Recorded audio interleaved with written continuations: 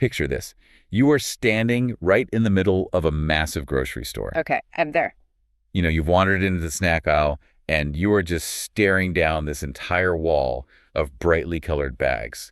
It is completely overwhelming. Oh, absolutely. It's a lot. You've got your puffs, your ridges, kettle cooked stuff, neon orange dust, basically everywhere. Yeah, a hazardous amount of orange dust. Right. But, no matter what grocery store you're in or what city or even what country you're in, there is really one brand that absolutely dominates that aisle.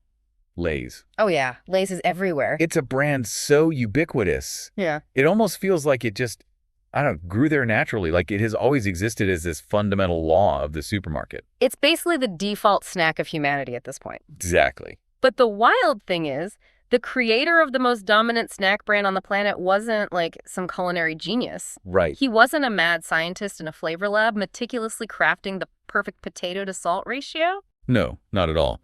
The guy who built this empire started out doing nothing more than selling someone else's potato chips out of the trunk of his car. Which is just crazy to think about. It is one of those origin stories that completely rewrites how you think about business success. Oh, totally. Because, we tend to romanticize the inventor, right? The person who comes up with the secret recipe. But this deep dive proves that sometimes the recipe doesn't matter nearly as much as the actual vehicle you use to deliver it. Okay, let's unpack this, because we've got a great stack of sources today, a bunch of historical business articles and company histories on Frito-Lay and PepsiCo, and they reveal this fascinating hidden history. They really do. Our mission today is to look at this counterintuitive lesson that in business, sometimes the actual product matters way less than the logistics of just getting it into people's hands. Right, the mechanics of it. Yeah. And to really understand how big Lay has got, we have to travel back to 1932. And we actually have to look at two completely different founders, see just how, accidental this whole empire really was. It's a great contrast. Because before there was a hyphenated megacorporation, Frito-Lay, there was just Frito, and there was just Lay. Let's start with the Frito side of the equation because it perfectly fits that classic romanticized inventor narrative we just talked about. The kitchen tinkerer. Exactly. So, the Frito company was started by a man named Charles Elmer Doolin, and he was the manager of the Highland Park Confectionery down in San Antonio, Texas. Which, sounds like a pretty secure gig for 1932, right? Right in the middle of the Great Depression. It was. But Doolin had this serious entrepreneurial itch. He found a local man who was frying these extruded corn snacks at a gas station, and, Doolin just loved them. Just a random gas station snack. Yeah, a gas station snack. So he borrowed $100 from his mother. Wow, thanks, Mom. Right. And with that $100, he bought the recipe for the corn chips, 19 retail accounts, and a handheld potato ricer to push the dough through. Okay, a potato ricer. Yeah, he took all of this back to his mother's kitchen, and along with his mother and his brother, he started a literal kitchen startup. I love that image. Like the whole family in a sweltering 1930s Texas kitchen, just manually cranking a potato ricer to squeeze out ribbons of corn dough. Oh, it was incredibly labor-intensive. They were producing about 10 pounds of these corn chips, which he named Fritos, by the way, per day. 10 pounds a day. That is nothing. Right. And the manufacturing cost was roughly 30 cents per product, and they sold them in 5-cent bags. Okay, so the margins? The margins were tight. At the end of a long, grueling day of cooking and selling, their daily sales totaled maybe $8 to $10. Oh, man. Which left them with a profit of about $2 a day. $2 a day. That is the ultimate humble beginning. Truly. He's tweaking the recipe. He's inventing a hammer press a year later to boost production to 100 pounds a day. He eventually opens a whole research and development lab. Doolin is the classic tinkerer trying to build a better mousetrap. Exactly, the quintessential inventor. But then we look at the other half of the name on the bag, the Lay side. And Herman Lay's story in 1932 is, it's the exact opposite. Completely different. Herman Lay wasn't in a kitchen. He wasn't inventing anything at all. He was just a salesman driving around Nashville, Tennessee. Yeah, he worked for a company out of Atlanta called Barrett Food Products, which made Gardner's potato chips. Right. And Herman Lay was literally just driving his route. Yeah. Loading his car trunk full of these Gardner's chips. Yeah. And trying to convince local grocery store owners to stock them. Yeah. Which back then was an incredibly tough sell. Stores barely wanted to bother with potato chips. No, they didn't. because they were seen as a highly perishable regional novelty, not a pantry staple like they are today. Right, because of the oil. Exactly. A potato chip in the 1930s was fried in oil that went rancid very quickly. The chips were super fragile, they turned into crumbs if you looked at them wrong, and the bags weren't even airtight. Wait, so let me pause here. If Herman Lay is just a middleman, if he's not making the chips, not coming up with the flavor, just driving these fragile, greasy bags from a warehouse to a store, how does he end up getting his name on the box? It's a great question. I mean, it sounds like he's basically the 1930s equivalent of like an Amazon delivery driver, but Yep. he ends up with the whole empire. What's fascinating here is that Herman Lay realized something that the actual snack makers didn't. Okay. He recognized that chips were a novelty primarily because of those exact physical limitations we just talked about. The staleness and the crumbling. Right. They went scale fast, and the logistics of getting a fresh, intact bag to a consumer on a regular basis was just an absolute nightmare. It's a huge bottleneck. Huge. So Lay didn't focus on perfecting a recipe in a kitchen like Doolin did. He focused entirely on the sheer mechanics of moving the product. Ah, so he looked at a potato chip and basically saw a math problem. And he was incredibly good at solving it. By 1938, his personal distribution routes were so profitable that when the Barrett Food Company ran into severe financial trouble, they actually offered to sell him their manufacturing plants in Atlanta and Memphis. Wow. And he jumped at it. He borrowed $30,000 from a bank, persuaded the company to take the rest in preferred stock for a total of $60,000, and then he just renamed the Atlanta branch H.W. Lay and Company. Wait, hold on. Preferred stock. Yeah. So he didn't actually pay them cash for the whole thing. How does a delivery driver convince his struggling bosses to essentially finance their own buyout? Because Lay had all the leverage. Oh, interesting. Barrett was failing, but Lay's specific delivery routes were generating reliable, consistent cash flow. By taking preferred stock, Barrett's owners were essentially saying, hey, we believe your delivery system is going to be so profitable that taking a fixed dividend from your future success is safer than trying to run this failing company ourselves. That is wild. He basically traded his logistical mastery for ownership. He weaponized his own competence to buy out his boss. That is such a good way to put it. But, buying a regional chip branch doesn't make you a billionaire. No, it doesn't. It doesn't magically put your bags in 180 countries. The transition from being a successful local distributor to becoming this national powerhouse that required a complete reinvention of how snacks reach the consumer. It required the creation of a logistics machine unlike anything the food industry had ever seen. Because before him, it was a mess. A total mess. In the 1940s and 50s, if you were a regional chip company, your delivery system was essentially just throwing some boxes in a truck when a store called to say they were out. Oh, so they had to call. Yeah, it was sporadic, it was reactionary, and it was deeply unreliable. Imagine you were a grocery store owner in 1945. A customer comes in asking for potato chips, and your shelf is empty because you sold your last bag yesterday. You lose that dime. Exactly. You call the chip warehouse, and they tell you, oh, we'll add you to the route whenever we have enough orders in your neighborhood to justify the gas. Which is terrible business. And an empty shelf is a lost sale that you never, ever get back. Herman Lay understood that for a perishable novelty, availability was the true product. Availability is the product. I like that. So he pioneered something radical for the time. He built this massive fleet of route-based delivery trucks that operated on a predictive hub-and-spoke model. Meaning they weren't waiting for the phone to ring at all? Never. These trucks were on a rigid, relentless schedule. Lay's drivers utilized clipboards to track the exact velocity of sales at every single store on their route. Wow, so actual data tracking in the 40s. Oh, yeah. They know that Smith's Grocery sold 10 bags on a Tuesday and 20 on a Friday.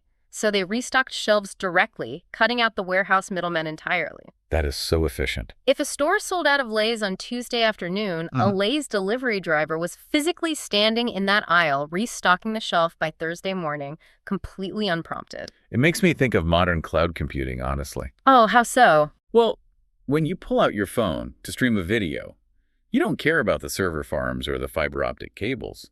You just want it to load instantly, without buffering. Lay's built the 1950s physical equivalent of that. This logistics machine wrapped around a bag of chips. That's a great analogy.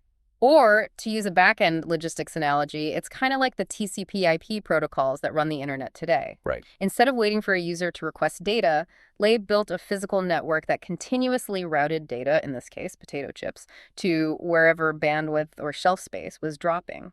But surely the product matters a little bit. I mean, if Lay's chips tasted like literal cardboard, no amount of perfectly timed delivery trucks would make people buy them twice, right? Are we really saying the recipe didn't matter at all? Well, the chips had to be palatable, absolutely. But you have to remember the physical reality of 1940s potato chips. Right, the rancid oil problem. Exactly. A fresh, mediocre chip is infinitely better than a stale, rancid, gourmet chip. Okay, yeah, fair point. Lay's system guaranteed freshness. The entire goal of the company wasn't, let's make the best chip in the world. The goal was, never, ever let the shelf go empty and never let a chip sit long enough to go bad. And that operational philosophy allowed them to scale aggressively.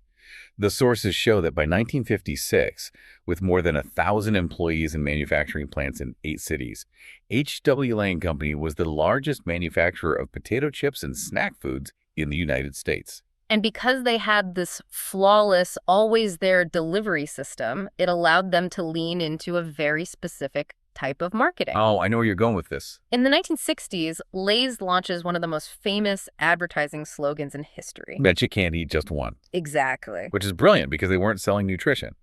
Nobody buys a bag of potato chips because they need a balanced meal. Yeah. They were honestly, openly selling a craving. But here's the genius of connecting that slogan to their logistics network. You can only successfully sell a sudden craving if the product is always within arm's reach the exact second that craving hits. Right. If someone sees a commercial that says, betcha can't eat just one, their mouth waters, they walk down to the corner store, and the shelf is empty because of bad delivery routes. The marketing dollars are completely wasted. The craving just dies right there. Lay's delivery system guaranteed that the craving could always be satisfied immediately.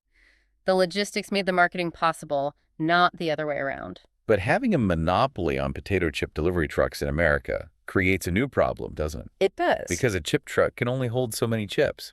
If you want to grow your revenue from the tens of millions into the hundreds of millions, you eventually need to put something else on those trucks to maximize the value of the route. You need more products. Right. Which leads us perfectly to 1961. Yes, a huge year. In September of 1961, Charles Elmer Doolan's Frito company, the kitchen startup with the corn chips, merges with Herman Lay's massive distribution company. They become Frito-Lay, Inc.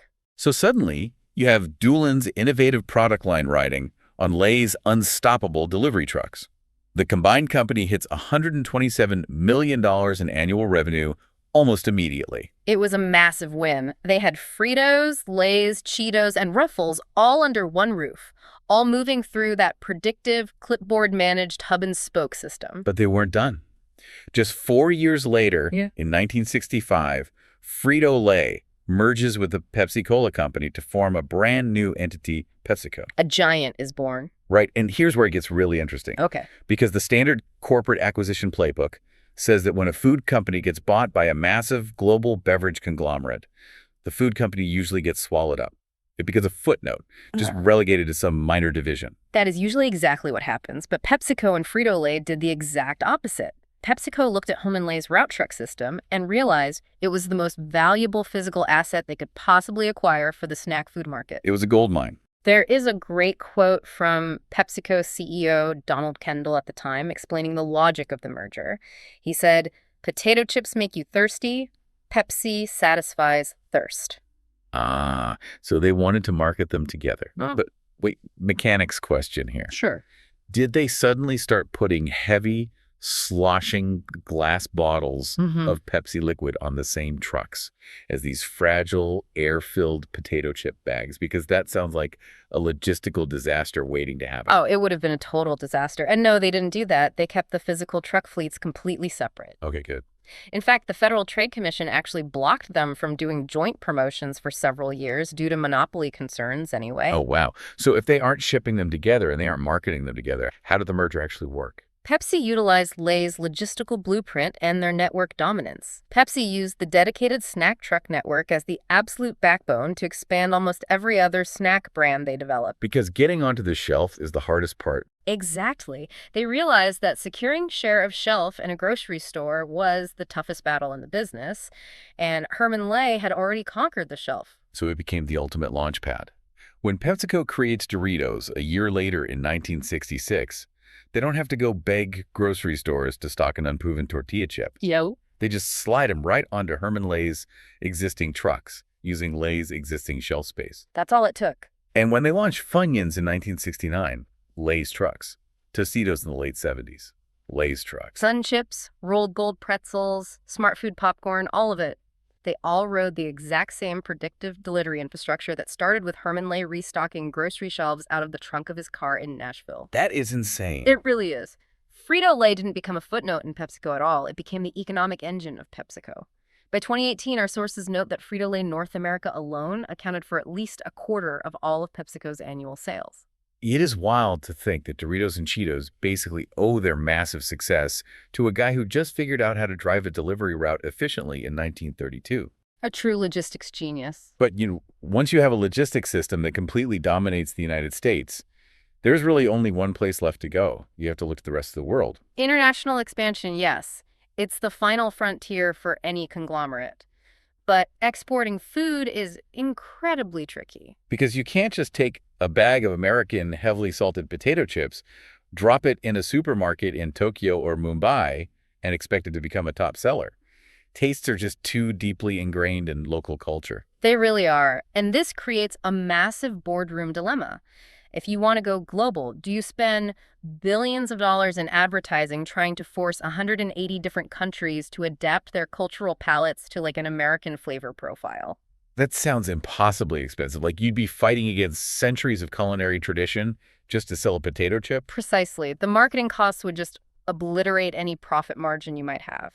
So Lay's executed a brilliant alternative international strategy. They implemented what you could call a skeleton versus skin approach. Okay, I like that phrasing. Break that down for me. So the skeleton is the brand identity and the logistics. Right. When they went global, they kept the recognizable logo, the packaging style, the name in many cases, and most importantly, they kept Herman Lay's underlying logistical playbook. The trucks and the clipboards. Exactly. Yeah. The predictive restocking, the guarantee that the product is always on the shelf, that skeleton remains identical whether you are in Dallas, Tokyo, or Johannesburg. But the skin, the actual product inside the bag, that changes. Completely. They aggressively localize the actual product to match regional tastes. They realize that investing in local research and development to discover what a country already likes to eat is vastly cheaper than trying to market a foreign flavor to them. I was looking at the global variations in the sources, and they're amazing. It is like a culinary world tour wrapped in foil packaging. It really is. Like, if you go to India, you aren't just getting plain salt.